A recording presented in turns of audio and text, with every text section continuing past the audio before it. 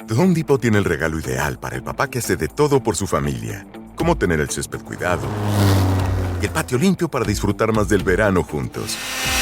Dale más potencia a los proyectos de papá con las herramientas inalámbricas para exteriores de Ryobi en The Home Depot, como el kit de recortadora de cuerda Ryobi de 40 voltios por solo $159. El mejor regalo para papá lo encuentras en The Home Depot. Haces más, logras más. Sujeto a disponibilidad.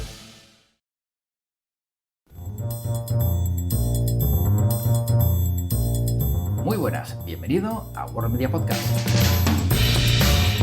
¿Qué tal estás? Soy José Luis Martín y estoy encantado de saludarte en un nuevo capítulo, en estos ratitos que mantenemos pues, de conversación en World Media Podcast y como siempre digo también para que puedas desconectar y también puedas escuchar historias diferentes. Hoy te propongo una charla con Ana López Ortega. Ella es doctora en ciencia política, es profesora y ha sacado un libro titulado La extrema derecha en Europa, donde podemos conocer pues, bueno, cómo llegan diferentes perfiles a gobernar, empujados por la extrema derecha y también ver, pues, en este caso, si hay algún vínculo entre las redes sociales, la desinformación, cómo crecen estos movimientos políticos después de un ensayo, una obra que Ana López Ortega nos presenta y que después de una larga trayectoria, ¿no?, como experta en el estudio de los movimientos de extrema derecha en Europa desde hace 15 años, nos va a contar hoy en este capítulo de World Media Podcast.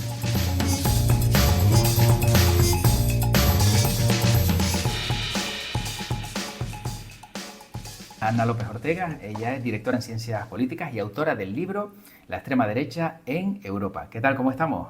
Bueno, muy buenos días a todos y a todas. Bueno, encantado de saludar a Ana López Ortega y de hablar con ella de un libro que, bueno, hace poquito, ¿no?, si no me equivoco, acaba de salir. Ha trabajado como asesora política en instituciones, administraciones públicas, bueno, doctora en periodismo, como decimos, ¿no?, ciencia política, y encima, pues ahora sacas adelante, ¿no?, un proyecto donde hablas de la extrema derecha, quizá en un momento donde estamos viendo que esa extrema derecha está empezando a resurgir o a crecer. Quizá por eso te has impulsado o ha sido uno de los motivos para sacar adelante este libro, Ana. Bueno, en realidad yo llevo más de 15 años estudiando a la extrema derecha, la española, la europea, desde los márgenes del sistema, ¿no?, cuando antes de la aparición de Vox estaban en una configuración de alrededor de 10 partidos políticos y 78.000 votos en elecciones generales. Y ahora ya ocupan una centralidad en el sistema político innegable. Además, una de las tesis que yo defiendo en el libro es que ya no podemos hablar de un fenómeno episódico o una moda o el resurgimiento o el nacimiento por una crisis concreta, ¿no? Ya tenemos que hablar de la normalización y de la institucionalización de las extremas derechas en las democracias europeas. Y os voy a dar dos datos.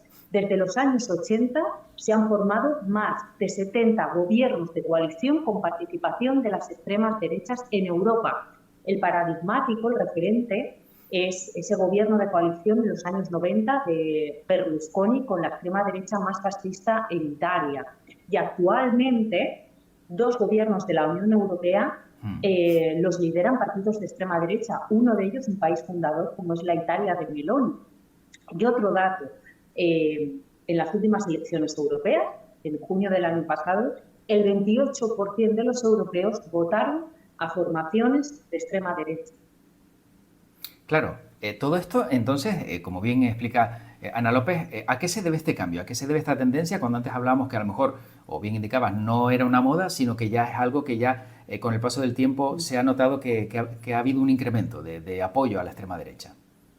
Sí, el proceso de normalización y de institucionalización en la extrema derecha, porque ya ocupan posiciones de poder, en España 150 ayuntamientos, varias comunidades autónomas, aunque el verano pasado rompieron, pero muchas no han salido de las instituciones, ¿no? Por ejemplo, en el Parlamento de Valencia ocupan la presidencia del Parlamento Autonómico. Pues para explicar un poco este proceso de normalización, yo lo abordo desde diferentes factores, diferentes malestares que se han ido superponiendo en la ciudadanía, especialmente desde finales de los años 80 del siglo pasado. Hablo de malestares relacionados con temas económicos, ¿no? Esas crisis económicas que han aumentado las desigualdades en la sociedad y han creado nuevas capas de segmentos de la población que están ya en el margen del sistema. Los nuevos rostros de la precarización. Primero fueron los obreros de las industrias que, tras los procesos de globalización,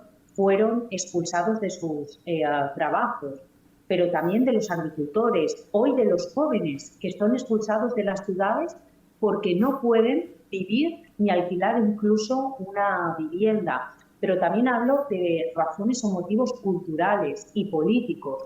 Y es que los partidos políticos tradicionales, conservadores, liberales, socialdemócratas, ya no responden a las demandas de la ciudadanía ante el agotamiento del estado de bienestar, ¿no? Aumento de las listas de espera, menos recursos económicos a la educación y tampoco responden a las nuevas incertezas o crisis actuales, crisis migratorias, crisis sanitaria como la pandemia, crisis climática como la que hemos vivido en Valencia el 29 de octubre.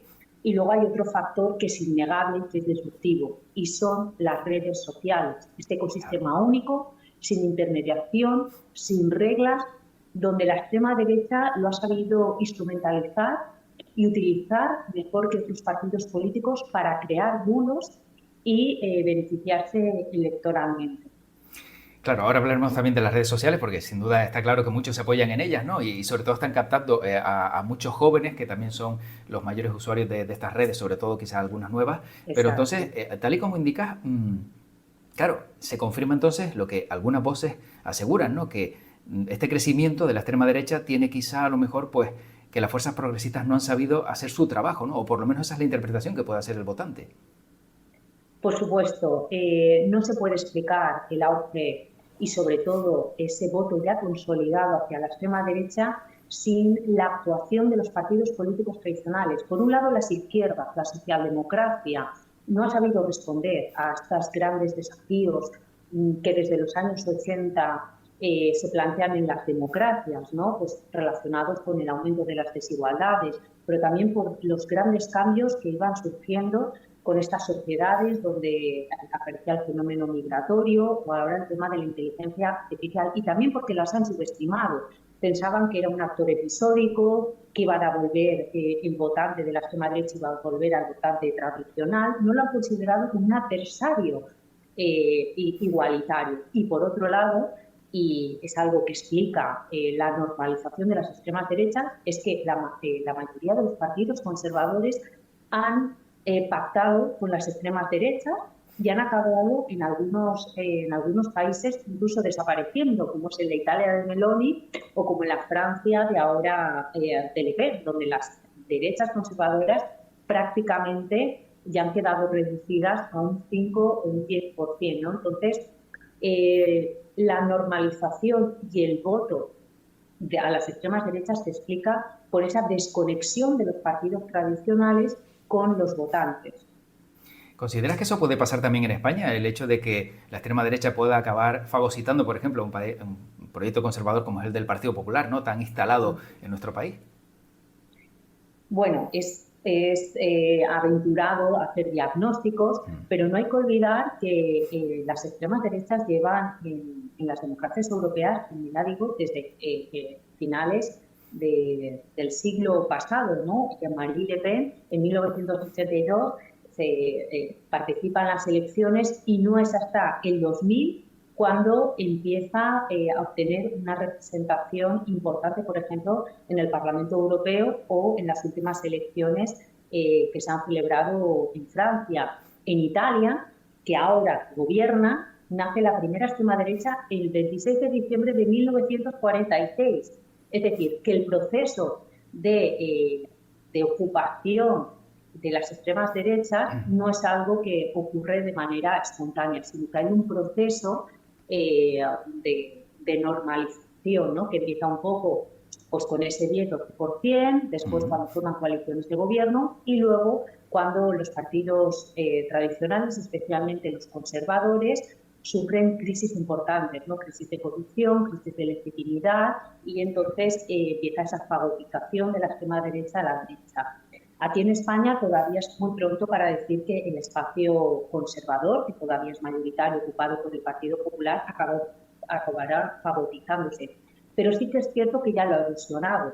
Y no solo lo ha erosionado con ese 15-16% que ocupa ahora mismo el partido de Abascal, sino por la capacidad de influir en el Partido Popular, ¿no? Lo hemos visto en los presupuestos de la Comunidad Valenciana, donde el presidente de la Generalitat, Carlos Mazón, adopta incluso la retórica negacionista climática de la extrema derecha. Ante la debilidad del Partido Conservador, la extrema derecha se hace más fuerte, ¿no? Con lo cual, todavía es pronto para aventurarse que la extrema derecha de Abascal y Albizu en menor medida o Alianza Catalana en Cataluña ocuparán el espacio del PP, pero sí que hay una erosión muy fuerte y depende de los factores contextuales y de cómo evoluciona el Partido Conservador, sabremos el futuro de las extremas derechas. Bueno, como introducción en el libro del que estamos hablando, La extrema derecha en Europa, Ana López nos habla de la política en tiempos de oscuridad. ¿A qué se refiere? Bueno, en primer lugar yo hablo de la política en tiempos de oscuridad por esa ruptura de los consensos generados tras la Segunda Guerra Mundial en materia de derechos humanos, de tolerancia, de pluralismo, que las extremas derechas están intentando erosionar, ¿no? Y lo erosionan a través de políticas públicas cuando gobiernan. Por ejemplo, lo hemos visto cuando se formalizaron los pactos de gobierno en ámbito municipal hace 2 años, donde, por ejemplo, las concejalías de igualdad fueron sustituidas por las concejalías de familia. Es decir, ya se ve un claro efecto en la acción de gobierno y en las políticas públicas. Pero también esta erosión de los consensos generados tras la Segunda Guerra Mundial los vemos cuando hablamos de la batalla cultural de la extrema derecha. ¿Esto qué quiere decir? Que ellos intentan redefinir lo políticamente correcto, introduciendo temas que antes no lo eran tabú, ¿no? Como el negacionismo climático, el tema de la violencia de género, el tema del revisionismo histórico y del franquismo, con lo cual estos tiempos de oscuridad sobre todo están relacionados, por un lado, por esa ilusión de esos consensos que nacen tras la Segunda Guerra Mundial, pero también por la definición o la fotografía actual del mundo, que es que vivimos tiempos de incertidumbre, de inseguridad y de aumento de la desigualdad. Este nuevo cambio de época, que incluso la presidenta de la Comisión Europea, Ursula von der Leyen, ya ha definido, ¿no? Ya no vivimos del mismo occidente tras la Segunda Guerra Mundial, ese occidente de la democracia, del Estado de Derecho, de los derechos humanos y del libre comercio. ¿Es erróneo el mensaje entonces que suelen mandar, ¿no? Sobre todo de formaciones políticas como Podemos o incluso, ¿no? El Partido Socialista, cuando dicen que la extrema derecha es lo peor que puede pasarle a un país como España, que es lo peor que les puede estar pasando a Europa? ¿Ese mensaje puede ser contraproducente, el hecho de nombrarles, darles más alas, o que incluso aquellos que son seguidores de formaciones como esta piensen que es un agravio el que están sufriendo? Bueno, es una de las grandes preguntas, ¿no? ¿Cómo hablamos de la extrema derecha? Yo creo que hay que hablar de la extrema derecha, pero no de lo que ellos quieren que hablemos y cómo quieren que hablemos de ellos. Claro que es evidente poner de manifiesto, especialmente cuando forman parte de gobiernos de coalición, cuando alrededor de un 15% del electorado español los vota, o incluso un 28% a nivel de la Unión Europea, y ver las consecuencias de las políticas de la extrema derecha, que las vemos en el régimen, por ejemplo, de Hungría, de Orbán, que incluso ya se ha definido por el propio Parlamento Europeo como un régimen híbrido democrático. ¿Y esto qué quiere decir? Pues quiere decir que, por ejemplo, las personas homosexuales ya no tienen los mismos derechos e incluso pueden ser sancionadas o encarceladas. Si, por ejemplo, celebran el Día del Orgullo. Esto quiere decir que el Estado de Derecho está fracturado, especialmente por el Poder Judicial, tras unas reformas. Esto quiere decir que hay una persecución de, por ejemplo, las mujeres que abortan. Hay que explicar las consecuencias que supone votar a la extrema derecha. Lo que yo creo que no es adecuado es hacer propaganda de muchos de sus mensajes, que incluyen bulos, y sobre todo polarizar más el debate, ¿no? Creo que actualmente, y es innegable, uno de los temas de los últimos años es la polarización política. A la extrema derecha precisamente lo que le interesa es polarizar el debate para que el centro político se quede huérfano. Y esto es muy preocupante, porque hablamos de una gran masa de votantes que ya no saben, que ya no tienen oferta política a la que votar, ¿no? ¿Dónde están los partidos de centro cuando el debate se polariza tanto? Y esto es muy preocupante porque la centralidad política cada vez se está abandonando. Claro, y todo esto, como decíamos antes, con el uso de las redes sociales, que es tremendamente llamativo, ¿no? Como, por ejemplo, partidos que son tradicionales, quizá a lo mejor no hayan confiado en plataformas como puede ser TikTok, donde de repente te encuentras que un partido socialista o un partido popular tiene 1 millón de seguidores y luego formaciones como Vox tienen 15. Esa diferencia abismal, ¿nadie se ha fijado en que va en contra de ellos? Tú has dado la clave. De hecho, es que la extrema derecha fue la primera en utilizar, en instrumentalizar, primero Internet desde los años 90 y ahora las redes sociales en beneficio personal para propagar, para movilizar y para difundir su mensaje. ¿Y por qué fueron los primeros en utilizarlo? Porque recordemos cuál era el marco político en el que se escribía la extrema derecha, por ejemplo, a principios del año 2000, ¿no? Cuando nacían Internet y los blogs. Es que ellos estaban totalmente fuera del sistema, es que no formaban parte de la agenda mediática, con lo cual necesitaban redes alternativas para difundir su mensaje, para propagar y para movilizar, ¿no? Con lo cual ellos han sido, y además tenemos trabajos cuantitativos y cualitativos de esas cientos de páginas web que las extremas derechas habían creado. Luego llegaron las redes sociales y fueron los primeros en utilizarlas, porque además vieron las potencialidades que tenían, el anonimato, la impunidad, la instantaneidad, y todo ello hacia especialmente un segmento de la población, los jóvenes, que también cada vez nos confirman más todos los trabajos, que utilizan las redes sociales para informarse de su vida cotidiana, pero también para informarse en campaña electoral.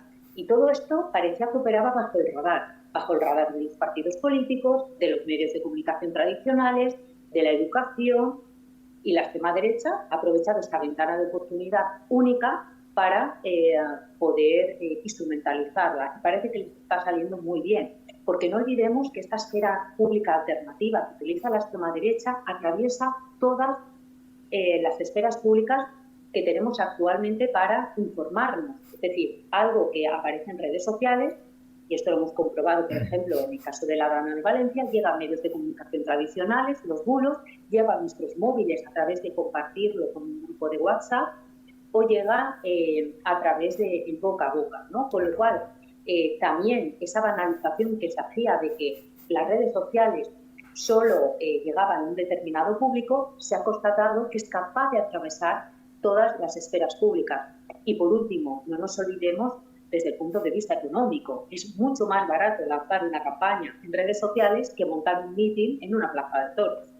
Claro, sí, efectivamente sí, llegas mucha más gente y a lo mejor pues incluso si puedes, digamos, pagar esa campaña, ¿no? Que en algunos casos se te permite, pues llegas a más público. ¿Cómo luchar entonces contra los bulos? Porque es una de las grandes batallas de este siglo.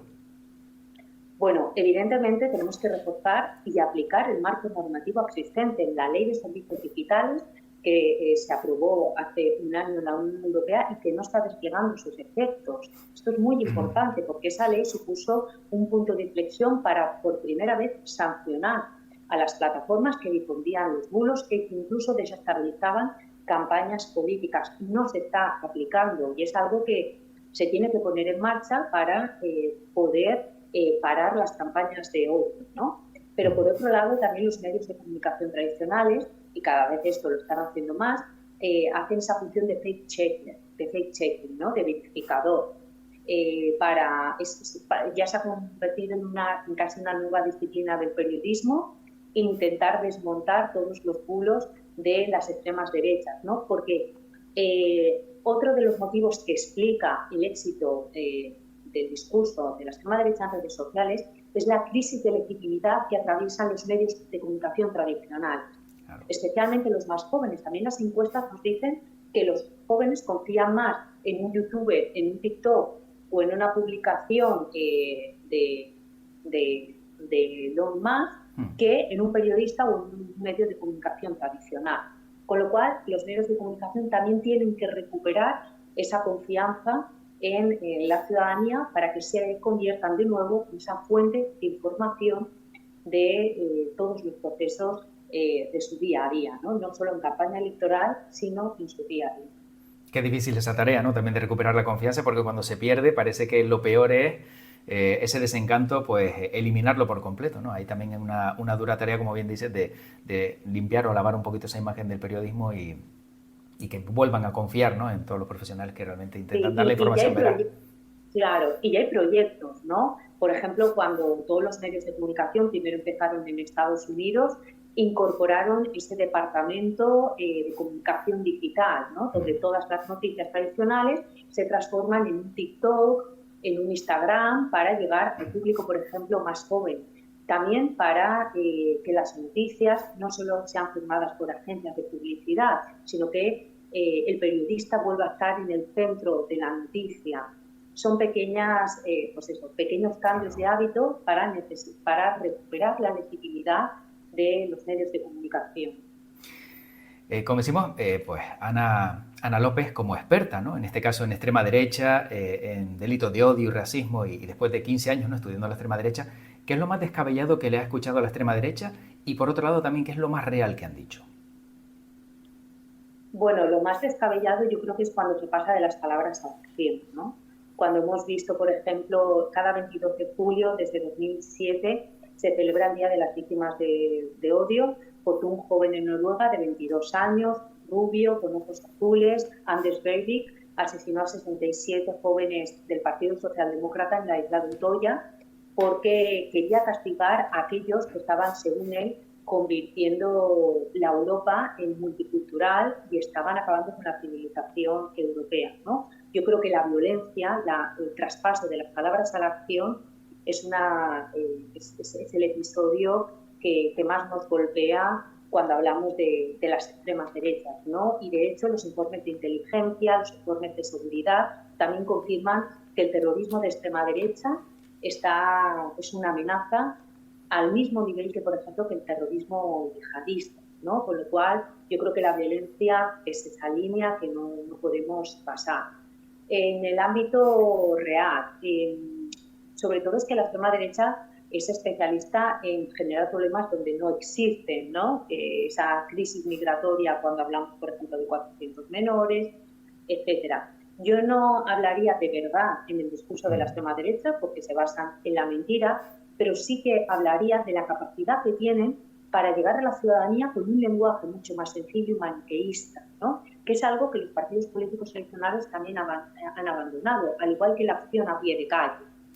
Se necesita también recuperar la confianza de los ciudadanos, volviendo a hacer política en la calle, junto con la de las redes sociales, junto con el parlamentarismo. Pero eso es algo también que la extrema derecha es muy hábil, ¿no? Esto lo estamos viendo, por ejemplo, en el ejemplo de la DAN, Vuelva la DAN a Valencia, cuando centenares de voluntarios llamados a través de redes sociales de toda España llegaron a Valencia con la falsa camisa de voluntarios para inocular el discurso anti-establishment, el pueblo salva al pueblo, y luego cristalizarse en ese episodio en Paiporta de violencia hacia los reyes de España o hacia los políticos, ¿no? Creo que son diferentes caras de la extrema derecha que ya no operan bajo el radar, sino que están en la escena pública, y que, sobre todo, los partidos políticos tradicionales y también la justicia deberían comenzar a actuar. Bueno, para ir acabando, ¿qué es lo que más le ha gustado de este libro, La extrema derecha en Europa, a Ana López, y lo que menos le ha gustado? Bueno, lo mejor para mí ha sido transformar esos 15 años de investigación, pero sin olvidar la fotografía actual en la que se encuentra la extrema derecha, que, como hemos comentado al inicio, ha marcado un cambio de época en el que ellos están en el centro del sistema, que han logrado entrar en las instituciones y además han logrado modificar las agendas políticas y públicas. Intentar explicar estos 15 años de investigación con un lenguaje accesible. Creo que cualquier persona que quiera interesarse por la extrema derecha puede acceder al libro y abrirá una ventana de oportunidad a conocerlo desde la rigurosidad, desde la experiencia y sobre todo desde la pedagogía, ¿no? Yo creo que hay que hablar del tema, pero no en esos marcos que ellos quieren que hablemos. Y el mayor desafío era concretarlo en un libro pues unas 120 páginas en esta edición de bolsillo, ¿no? Sin que se desbordara, sin que aquello fuera ya 500 o 600 páginas, ¿no? Porque solo el capítulo dedicado a las redes sociales podría haber ocupado un libro, ¿no? Entonces, el mayor desafío que he tenido ha sido concretar y explicar todas las dimensiones de la extrema derecha en este libro que la gente lo puede leer de forma fácil y además a un precio muy asequible, ¿no? Porque también esa era la idea. Yo creo que los que nos dedicamos a la docencia tenemos una dimensión vocacional que a veces se transforma en este tipo de libros que están escritos para que lleguen a todo el público, sin importar a veces otras cuestiones económicas o profesionales, ¿no? Porque también está alejado de academicismo. Queríamos contarle a la gente desde la editorial Tirán, que me encargó el libro, un fenómeno que parece muy complejo, que incluso a veces es difícil de definir para todo el mundo. ¿Dónde lo podemos encontrar? Que es una de las preguntas que me faltan.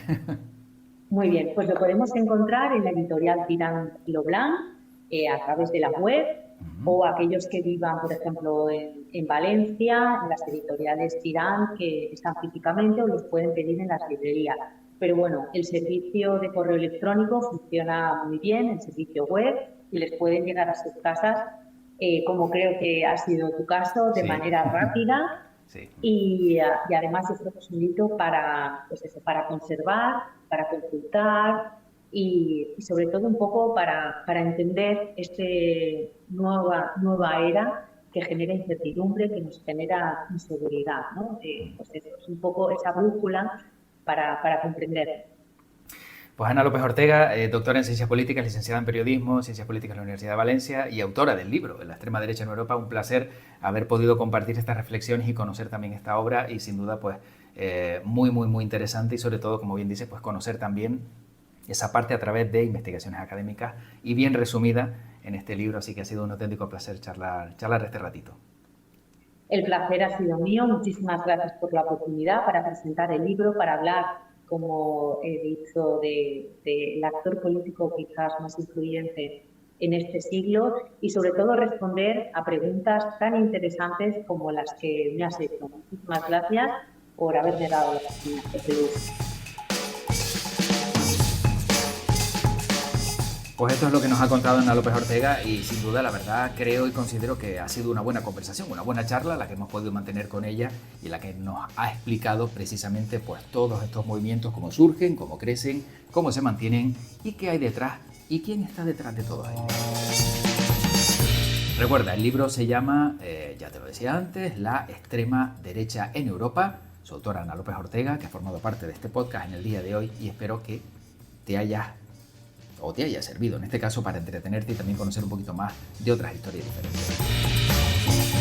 Termino, como siempre, ha sido un placer para mí, José Luis Martín, que te ha acompañado también en este ratito de World Media, con este capítulo, pues haberte dado esta historia y te invito, como siempre, también a conocer todo el resto de podcasts que tenemos de aquí para atrás, que son muchísimos, son pues 300 capítulos, como quien no quiere la cosa, para que puedas entretenerte. Y como siempre digo, para acabar, que tu podcast te acompañe. Chao.